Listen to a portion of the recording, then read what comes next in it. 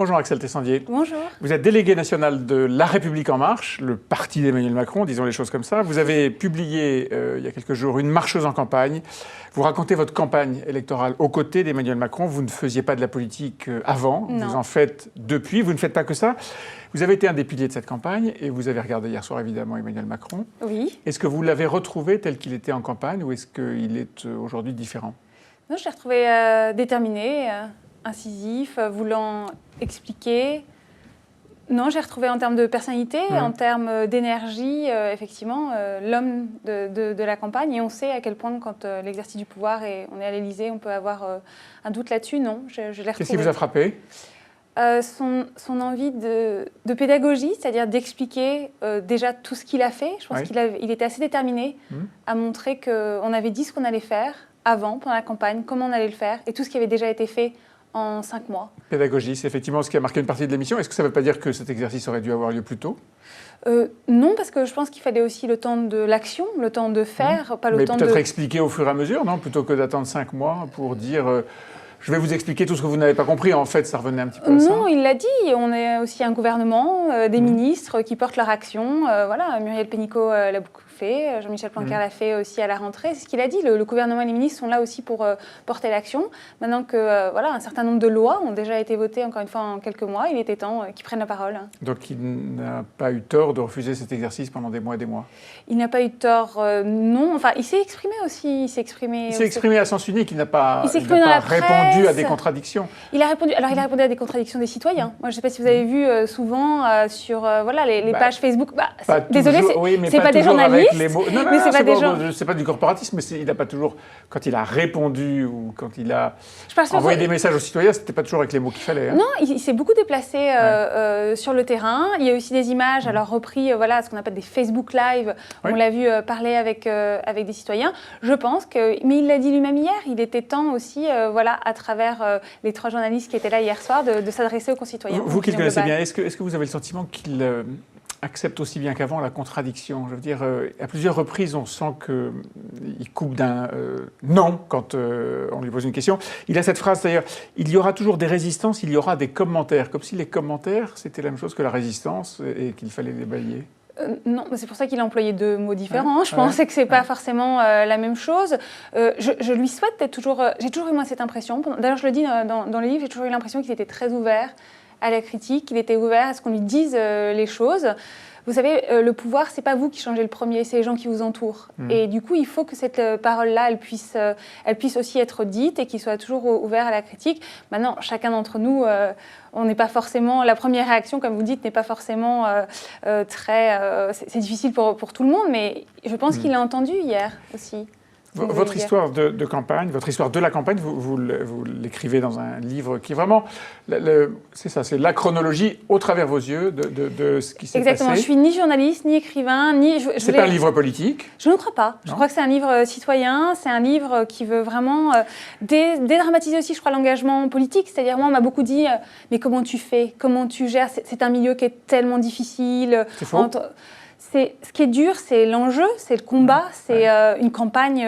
Quand vous commencez, ça sera Monsieur 5% s'il a ses 500 000 parrainages à l'Élysée. Vous êtes dans tous les projets, en fait, où les paris sont un peu fous et on vous dit ça ne marchera jamais.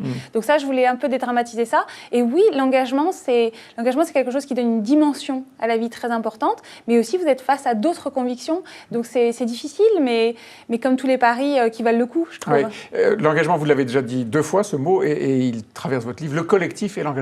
Oui, parce que c'est une dimension, je trouve, qui est très importante, que l'on découvre. On ne fait rien de grand sans passion et sans collectif, et c'est ce que j'ai découvert, la passion, l'engagement. Et j'assume le côté où le livre parle un peu de dépassement de soi, des moments où vous dites je ne vais pas y arriver, je ne vais pas savoir le faire, où là on se relèvera jamais de ce moment, et puis finalement vous y allez. Et évidemment, le collectif... Bon, beaucoup d'entre nous, on a vu le documentaire Les Victoires, les coulisses de la victoire qui était passé sur TF1 le lendemain, et je trouvais, voilà, la garde rapprochée d'Emmanuel, elle est extrêmement importante, elle a protégé le candidat, elle a eu un rôle essentiel, mais rien n'aurait été possible sans nos milliers de comités, sans nous tous. Et aujourd'hui, c'est la même chose. Est-ce qu'il y a toujours le même collectif? Ah oui, moi je le sens, j'étais encore Il n'y a pas des gens qui pensent un peu différemment, des gens qui... Non mais le collectif, c'est pas ne pas avoir de discussion, c'est une question de vision, d'objectif et de tous savoir où on veut aller et de porter aussi ce à quoi l'on croit. Encore une fois, nous on avait un programme, on a exactement dit ce qu'on allait faire. J'étais encore au QG d'En Marche vendredi, il y a 110 référents nouveaux confirmés qui viennent de commencer leur action, donc non, on le retrouve. Ce que j'assume de dire, c'est qu'on a gagné 2 élections majeures de la Ve République, on n'avait même pas, quasiment pas un an, et effectivement il y a eu un sas de décompression qui est normal, qui est fort, dont il ne faut pas avoir peur dans un projet, je trouve. Alors vous dévoilez un peu, pas tout à fait un mystère en ce qui vous concerne, quand on vous rencontrait avant l'élection, tout le monde se disait bon ben Axel Tessandier elle sera ministre, c'est une évidence. Vous racontez comment, c'est page 67, vous recevez à un moment pendant la campagne un coup de fil d'Alexis Collère qui deviendra le principal collaborateur d'Emmanuel Macron, il est secrétaire général de l'Élysée, qui vous demande de vous engager en quelque sorte, et on se demande pourquoi vous n'avez pas reçu le même coup de fil pour entrer au gouvernement. Et vous dévoilez à la fin du livre que vous avez un entretien avec Édouard Philippe après les élections. Et au fond, qu'il ne se passe rien. Non, en fait, oui, donc je reçois le coup de fil. Alors après, vous savez, vous êtes face à ce que vous dites, le fait que tout le monde avait décidé pour moi. Oui, c'est peut-être ça, mais tout le monde vous voyait parce que vous étiez un pilier important de la campagne, connecté en plus dans le monde digital qui est un monde que tout à fait, mais il faut aussi s'écouter dans ces moments-là. Effectivement, j'avais l'impression que les gens avaient décidé pour moi, que la pression était encore plus forte après le 7 mai. Et je le dis dans le livre, je ne sais pas comment je vis ça. J'ai l'impression que voilà, ma vie m'échappe un peu et je n'arrive même plus à savoir si c'est vraiment ce que je veux après ce moment-là où j'ai peut-être besoin de faire autre chose. Et effectivement, je reçois un appel de Matignon le 16 mai à 22h qui me demande de venir voir le Premier ministre le lendemain. Vous le voyez le lendemain matin, vous le voyez quelques dizaines de minutes et il vous dit c'est pas pour vous proposer un poste, c'est pour discuter. Qu'est-ce que ça veut dire ça ? À mon avis, je ne sais pas si c'est une formule, c'est juste, voilà, je suis là à 8h du matin le 17 mai et on discute d'un poste ensemble et j'ai l'intuition que je ne suis pas forcément la bonne personne pour ce poste, donc je le dis. Un jour, peut-être ? Un jour, peut-être, oui, la vie a plus d'imagination que... C'est quelque chose...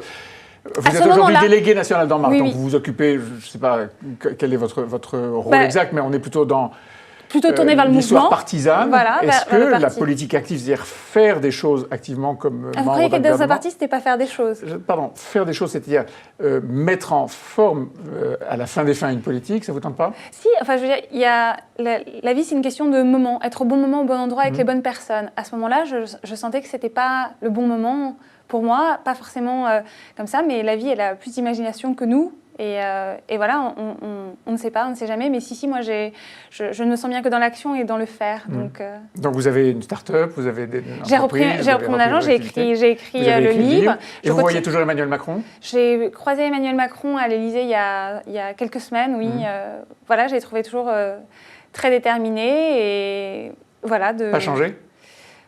Vous changez, je le dis même dans le livre. Vous étiez vraiment proche, vous êtes dans son bureau quand il apprend sa victoire, vous êtes à l'Élysée au moment de la passation, vous êtes à tous les moments clés de cette ascension. Mais je dis aussi dans le livre, je sens quand même qu'il se passe quelque chose le soir du 7 mai, même avant, à 20h, il y a quelque chose qui se passe. Il devient Emmanuel Macron président, dites-vous. Exactement. Et c'est pour ça d'ailleurs que c'est le titre du chapitre. Moi-même, je le sens. Moi-même, je ne me comporte pas exactement de la même façon. Le seul moment où je décide de le vous voyez d'ailleurs, c'est à la passation de pouvoir. Beaucoup d'hésitation et finalement vous le voyez. Oui, parce que vous ne savez plus. Et puis la fonction est importante. Et puis lui, il y est très attaché à cette fonction-là. Elle a été beaucoup mise à mal ces dernières années. Et voilà. Donc. Est-ce que vous lui parlez, en dehors du vouvoiement, est-ce que vous pouvez lui parler de la même manière ? Est-ce qu'on dit à un chef de l'État ce qu'on pouvait dire à un chef de campagne attention, erreur ici, attention, accélérez là Alors, moi, je ne suis pas dans ces conseillers à l'Élysée. Je sais que je parle...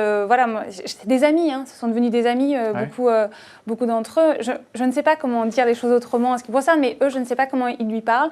Mais encore une fois, je pense que le danger quand vous êtes au pouvoir, c'est que... Je le dis dans le livre, à un moment, chaque John Lennon a besoin d'un Paul McCartney, donc il faut voir...